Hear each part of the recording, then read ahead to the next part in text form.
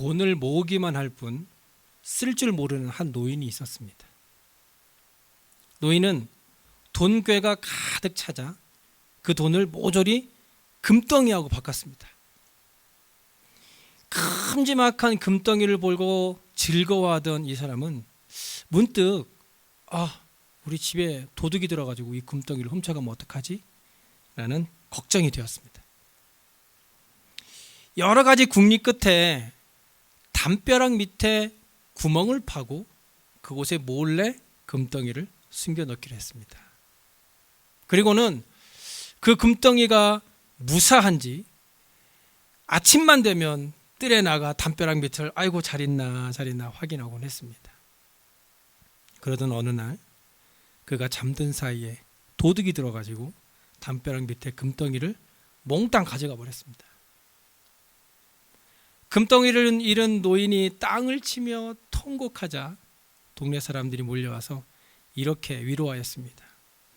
이복에 그렇게 슬퍼한다고 없어진 금덩이가 다시 돌아오겠는가? 그만 진정하고 대신 잘생긴 돌덩이를 묻어놓고 그것이 금덩이라고 생각하게나. 금덩이든 돌덩이든 쓰지 않으면 별반 다를 게 없지 않겠나? 예수님께서는 오늘 본문 20절에 오직 너희를 위하여 보물을 하늘에 쌓아두라고 말씀하십니다. 왜냐하면 내 보물이 있는 그곳에 내 마음이 있기 때문이다 라고 말씀하십니다. 예수님은 지금 이 땅의 재물을 보존하는 것이 중요한 것이 아니라 하늘의 보물을 소중하게 여기라고 말씀하고 있는 것입니다. 모든 사람들은 자신만의 보물을 가지고 있습니다. 그 보물은 사람일 수도 있고 물건일 수도 있으며 혹은 눈에 보이지 않는 어떤 이상적인 것일 수도 있습니다. 사람이 무엇인가를 소중하게 여긴다라는 것은 그것을 바라보며 그것의 아름다움과 가치로 마음이 채워진다라는 것을 의미합니다. 즉, 이 자기가 소중히 여기는 것이 내 마음에 가득 채워지게 되면 인생의 만족과 행복을 느끼게 되는 것이죠. 하지만 우리가 반드시 기억해야 할 것은 우리가 생각하고 있는 그 보물, 소중하게 여기고 있는 그 보물이 무엇이든지 간에 그것이 하나님이 아니라면 결국 그것은 우리를 노예로 만들고 말 것입니다. 왜냐하면 우리가 그 소중한 것을 얻는 과정이나 혹은 얻고 난 이후에 그것을 지키기 위해서 반드시 그에 합당한 대가를 치러야 하기 때문입니다. 반드시 그것에는 대가가 따르게 되어 있지요. 그런데도 사람들은 그것을 얻기 위해서 온갖 노력을 다 합니다. 어떤 사람들은 그것을 얻기 위해서 물불을 가리지 않고 집착하기도 합니다. 그래서 돈이나 물질적인 것에 대해 지나치게 의존하는 사람은 오히려 영적인 눈은 어두워지고 마는 반대 현상이 일어나게 되는 것이죠. 하지만 그렇게 모든 것을 바쳐서 쟁취한 이 세상의 물건들은 또 인생의 문제들, 예를 들어 어떤 사고나 질병 혹은 죽음 같은 일들은 그것들이 막아줄 수 없습니다. 많은 사람들이 그런 세상의 보물들이 인생의 그런 문제들까지도 어느 정도는 막아줄 수 있을 것이라고 착각하며 살지만 실제로 그런 인생의 문제들을 만나게 될 때에 오히려 그런 보물을 잃게 될까 봐 걱정만 더 쌓이게 되는 결과를 가져오게 된다는 것이죠. 사람들은 자신이 소중하다고 생각하는 것에 쉽게 자신을 바칩니다. 물론 사람마다 소중하게 여기는 이 가치관의 차이는 있겠지만 누구라도 그것에 대한 확신이 있다면 그것이 무엇이든지 간에 자신의 모든 인생을 바치게 되는 것입니다. 우리가 돈을 사용하는 것에 있어서도 마찬가지지요. 어떤 분들은 먹는 것에 돈을 아끼지 않는 분들도 있습니다. 좋은 음식을 먹고 건강해야 좋은 거지 라고 해서 올게닉만 찾아서 드시는 분들 계시죠. 어떤 분들은 먹는 것보다는 꾸미는 거, 화장품, 옷, 신발, 가방 이런 거에 돈을 아끼지 않는 분들도 있습니다. 혹은 좋은 집을 가지길 원하고 또 그 집을 가꾸는데 아끼지 않는 분들도 계시지요. 이처럼 보통의 사람들은 자신이 소중하다고 생각하는 것에는 돈이나 시간이나 정성을 아끼지 않고 사용하는 것을 보게 됩니다. 하지만 우리가 이 시간에 한번 냉정하게 생각해 보아야 할 것은 우리가 소중하게 여기는 그것들 중에 예수님은 과연 얼마만큼의 퍼센테이지를 차지하고 있는가 하는 것입니다. 100% 있을 수는 없습니다. 하지만 어느 정도의 퍼센테이지를 예수님이 차지하고 있는가라는 것이지요. 예수님은 물으십니다. 나를 위해 모든 것을 잃고자 하느냐? 내가 너희 삶을 완전히 다스리기를 기뻐하느냐? 내가 너의 삶에서 의미와 정체성이 되기를 기뻐하느냐?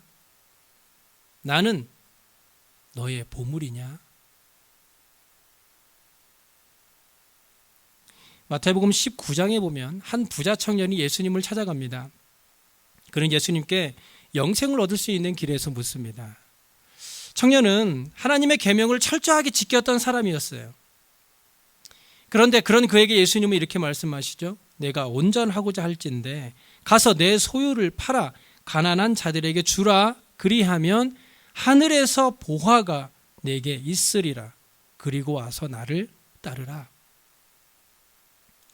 재물이 많았던 이 청년은 자기가 그동안 소중하게 여겨왔던 것을 내려놓으라는 예수님의 말씀에 순종하지 못하고 근심하며 돌아갔습니다.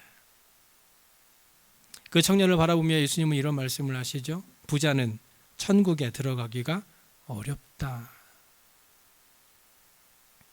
예수님의 말씀은 부자는 다 천국에 갈 수 없다라는 말씀이 아니에요. 부자와 같이 이 땅에 재물이 많은 사람은 그 재물을 소중히 여길 수밖에 없기 때문에 재물 말고 예수님을 더 소중히 여기기가 그만큼 어렵다라는 것입니다.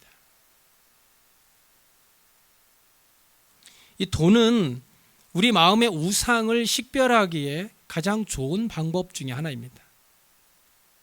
비단 이 돈이 우상은 아니더라도 돈은 우리의 우상이 어디에 있는지를 보여주네요. 우리가 어디에 돈을 가장 쉽게 그리고 즐겁게 사용하고 있는지를 보게 되면 우리의 마음이 어디에 있는지를 알 수 있게 되는 것이죠. 그래서 예수님은 본문 20절에 오직 너희를 위하여 보물을 하늘에 쌓아두라고 말씀하고 있는 것입니다.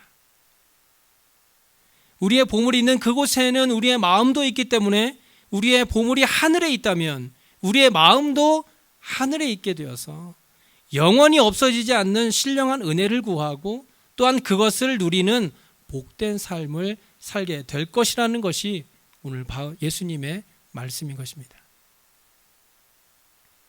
그렇다면 우리가 하늘의 재물을 쌓으려면 어떻게 해야 할까요?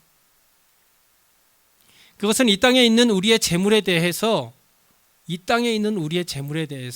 기뻐하고 감사하는 것이에요. 내가 지금 가지고 있는 것에 대해서 기뻐하고 감사하는 것. 이것은 안식일과 연결이 됩니다. 보통의 사람들이 노동을 하는 이유는 먹고 살기 위해서 일한다고 하죠. 하지만 생각해 보세요. 단지 먹고 사는 것을만을 위해서 우리가 일을 한다면 일주일에 한 3, 4일 정도만 일해도 먹고 살 수는 있어요. 하지만 그렇게 일을 해가지고는 다른 것들을 누리지 못하기 때문에 우리는 6일간 열심히 일하는 것이고 심지어 7일 동안 쉬지 않고 일하기도 하는 것입니다. 결국 우리가 쉬지 않고 일하는 것은 지금 우리가 가지고 있는 재물에 대해서 만족하지 못하고 늘 부족하다라고 생각하기 때문입니다. 레위기 19장 9절과 10절에 너희가 너희의 땅에서 곡식을 거둘 때에 너는 밭 모퉁이까지 다 거두지 말고 내 떨어진 이삭도 줍지 말며 내 포도원의 열매를 다 따지 말며 내 포도원에 떨어진 열매도 줍지 말고 가난한 사람과 거류민을 위해 버려두라. 나는 너희의 하나님 여호와니라 말씀합니다. 하나님은 이 가난한 사람들을 위해서 밭에 가장자리는 추수하지 말라고 말씀하셨어요. 이것은 하나님께서 가난한 자들을 위해서 곡식을 남겨두라라는 의미도 있지만 동시에 일하는 사람들이 노동에 지치지 않고 안식할 수 있도록 하신 하나님의 또 다른 방편이었습니다. 일하는 사람은 자신이 하는 일에 일부러 제한을 두어서 나머지는 가난한 사람들을 위해 남겨두는 것이지만 또한 그만큼 거두지 못한 것에 대해서는 그 나머지는 하나님께서 채워주실 것이라고 하는 하나님을 신뢰하는 방법이었던 것입니다. 내가 이만큼은 거두지 않아도 그 나머지는 하나님께서 채워주실 거야 라는 믿음, 신뢰. 그렇기 때문에 우리는 의도적으로 하루 중에나 또는 일주일에 시간을 정해서 안식해야 합니다. 이것은 더 많은 일을 하기 위해서 회복의 시간을 갖는 것도 아니고 또 안식을 통해서 내가 즐거움을 얻기 위한 것도 아닙니다. 안식일의 궁극적인 목적은 바로 하나님을 즐거워하는 것이고 하나님이 허락하신 우리의 삶 자체를 즐거워하는 것이에요. 다시 말씀드려서 하나님의 도우심으로 우리가 이 세상에서 이만큼 이루었다라는 것을 기뻐하고 즐거워하고 감사하는 것이 바로 안식일의 중요한 의미 중에 하나라는 것입니다. 하나님께서 허락하신 안식일에도 쉬지 못하고 미래에 대한 걱정 때문에 계속해서 일하는 것은 결국 하나님을 신뢰하지 못해서 내 스스로가 삶의 주인이 되려고 하는 것과도 같은 것이다라는 겁니다. 어떤 분들은 그렇게 생각할 수도 있어요. 저는 일을 하지 않는데요. 저는 그냥 가정주부인데요. 성경에서 말하는 일이라는 것은 꼭 어떤 직업을 가진 사람만의 일만을 한정하고 있는 것은 아닙니다. 우리가 일상생활에서 하고 있는 모든 일들을 포함해서 그런 모든 일들을 중단하고 안식하는 것이 바로 하나님께서 우리에게 허락하신 축복의 방편이라는 것을 기억하시기 바랍니다. 그래서 여러분이 어떤 직장을 다닌다거나 혹은 가게를 운영한다거나 혹은 가정에서 가사일을 하고 자녀를 돌보는 그런 모든 일을 할 때에 그 일 속에 복음을 들고 들어가야 합니다. 모든 일 속에. 우리는 흔히 이 복음과 일을 분리시켜 생각합니다. 복음은 교회에서만 말하는 것이고 일은 먹고 살기 위해 하는 것이기 때문에 전혀 다른 것이라고 생각하는 것이죠. 하지만 성경은 그렇게 말하고 있지 않아요. 골로새서 3장 23절에 무슨 일을 하든지 마음을 다하여 주께 하듯 하고 사람에게 하듯 하지 말라. 무슨 일을 하든지. 우리가 무슨 일을 하든지 그 일이 복음을 떠나서는 안 된다는 것을 우리는 기억해야 합니다. 이제는 우리가 하는 모든 것에 복음이 절대적인 영향을 끼쳐야 합니다. 회사를 위해 일하든 가족을 위해 일하든 집에서 일하든 밖에서 일하든 돈을 받고 일하든 받지 않고 일하든 여러분이 선택한 일이든 맡겨진 일이든 여러분이 하는 모든 일 속으로 복음을 가지고 들어가야 됩니다. 일하는 모든 환경 속에 복음이 있어야 된다는 거예요. 복음과 일을 따로 분리해서 생각하면 안 된다는 것이에요. 우리가 살아가는 모든 일상 속으로 이 복음을 가지고 들어가게 되면 그 복음이 우리가 일하는 이유와 동기를 변화시켜서 과거에는 돈을 벌기 위해 혹은 먹고 살기 위해 혹은 높은 지위를 얻거나 인정받기 위해 일했다면 이제는 하나님을 기쁘시게 하기 위해서 일하는 사람으로 변화되게 될 것이다라는 겁니다.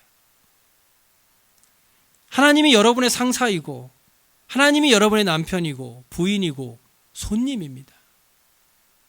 우리가 어떤 일을 하든지 나에게 맡겨진 일이라면 그 일을 하나님께 하듯 최선을 다해서 감당해야 한다는 것입니다. 그러나 우리가 반드시 기억해야 하는 것은 우리가 최선을 다해서 열심히 일할 때에 사람들이나 돈을 위해 일하지 않고 정말로 하나님을 위해서 일해야 한다는 것입니다.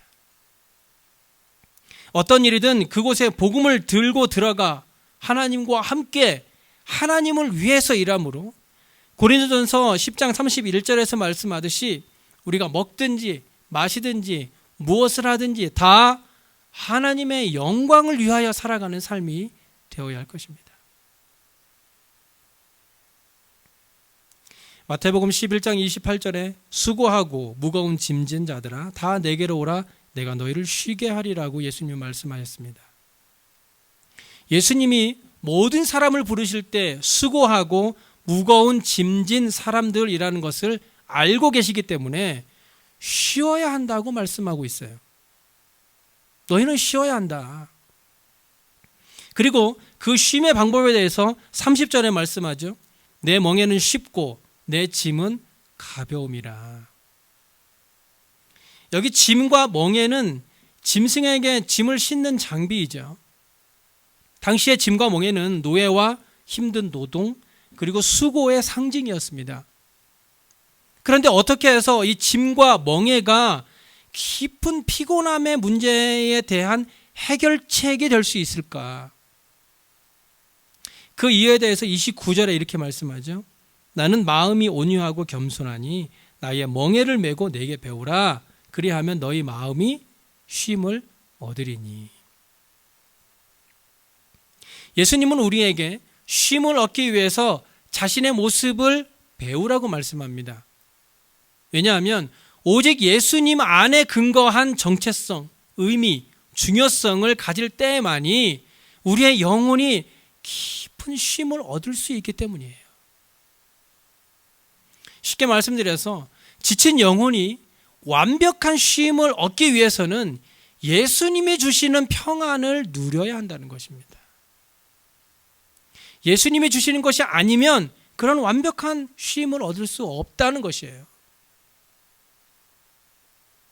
이것은 우리가 하는 일 모든 일 속에 예수님과 함께 거하는 것을 말합니다. 왜 그렇습니까? 그것은 오직 예수님만이 우리가 안식할 수 있는 완성된 일을 주실 수 있기 때문이에요. 그리스도인은 단순하게 그저 예수님을 시인하거나 모방하거나 순종하는 사람이 아닙니다. 나더러 주여 주여 하는 자마다 다 천국에 들어갈 것이 아니라고 예수님 말씀하셨어요. 우리가 영혼의 완전한 쉼을 얻으려면 반드시 이 영적인 안식이 필요합니다.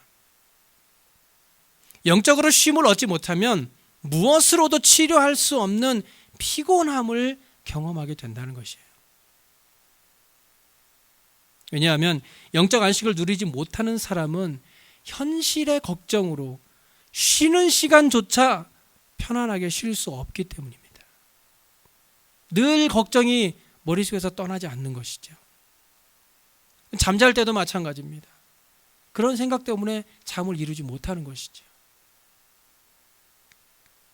만약 어떤 사람이 엄청난 노력을 기울여서 내 하는 일이 만족스럽고 또 많은 이익을 얻는다 하더라도 담벼락에 금덩이를 묻어 놓았던 이 노인과 같이 자기가 얻은 것들을 잃게 될 것이 걱정스러워 영혼의 안식을 얻을 수 없게 된다는 것입니다. 하지만 예수님께서 말씀하신 것과 같이 예수님으로부터 오는 진정한 쉼을 얻는 사람은 일이 만족스럽지 않거나 또는 수입이 많지 않더라도 예수 그리스도 안에서 충분한 만족을 누리고 쉼을 얻게 되는 행복한 삶을 살아갈 수 있다는 것입니다. 하지만 우리가 오해하지 말아야 할 것은 예수님은 반드시 가난한 자에게만 안식을 주신다는 것은 아니에요. 재물이 많고 적으면 아무런 상관이 없습니다. 예수님께서 말씀하시는 안식은 영혼의 안식으로 우리가 예배를 통해서 혹은 찬양과 기도를 통해서 얻게 되는 모든 영적인 쉼을 말씀하고 있는 것입니다. 그렇기 때문에 주일날 하나님 앞에 나와 하나님이 주시는 평안과 안식을 누리는 것이, 그 나머지 부족한 것은 반드시 하나님께서 채워주실 것이라고 하는 믿음의 확신을 가지고 나아가는 것이기 때문에 예수님의 멍에는 쉽고 예수님의 짐은 가볍다고 말씀하신 것입니다. 포기와 내려놓음은 전혀 다른 것입니다. 포기는 더 할 수 있는데도 힘들다는 이유로 멈추는 것이고, 내려놓음은 할 수 있음에도 불구하고 하나님의 뜻을 받아들여 하나님을 위해 하지 않는 거예요. 포기는 내 생각대로 멈추는 것이고, 내려놓음은 사랑 때문에 멈추는 것입니다. 시편 37편 5절에 내 길을 여호와께 맡기라, 그를 의지하면 그가 이루신다고 말씀합니다. 우리의 모든 것을 내려놓을 때 오히려 하나님은 우리의 그 빈손에 하나님의 일들로 축복으로 가득 채워주신다는 거예요. 포기는 하나님을 무시하는 거지만, 내려놓는다는 것은 하나님을 신뢰하는 것입니다. 포기하면 하나님과의 관계가 멀어지지만, 내려놓으면 하나님과의 관계는 더 가까워집니다. 포기하면 잃게 되지만, 내려놓으면 더 좋은 것을 얻게 되는 줄로 믿으시기 바랍니다. 하나님은 단 한 번도 우리를 포기한 적이 없으시고, 우리를 위해서 독생자 아들 예수 그리스도를 내려놓으셨어요. 이제는 우리의 손에 도저히 포기할 수 없었던 세상의 것들을 꽉 쥐고 있는 손을 펴서 예수님의 손을 붙잡고 예수님과 함께 걸어가시길 바랍니다. 우리가 세상의 것을 내려놓고 예수님의 손을 잡을 때에 우리의 멍에는 쉽고 우리의 짐은 가벼워지게 될 것입니다. 우리의 마음은 지금 어디에 있습니까? 요즘 여러분 무슨 생각을 제일 많이 하고 계세요? 여러분이 생각하는 보물이 예수 그리스도가 되길 바랍니다. 너무나 당연한 말씀이라서 쉽게 정답을 말할 수 있을 거라고 생각하시나요? 하지만 한번 깊이 생각해 보세요. 우리는 지금 예수 그리스도를 우리의 가장 귀한 보물로 생각하고 있는지, 정답은 이미 알고 있는데도 우리는 여전히 다른 답을 찾아서 헤매고 있다는 것입니다. 오직 예수 그리스도로 저와 여러분의 마음이 가득 채워지길 바랍니다. 예수 그리스도께서 우리의 삶에 가득 채워주셔서 세상 것이 아닌 오직 예수 그리스도께서 주시는 쉼을 통해서 마음의 평안을 얻고 영혼의 안식을 누리는 저와 여러분의 삶이 되시길 간절히 소원합니다.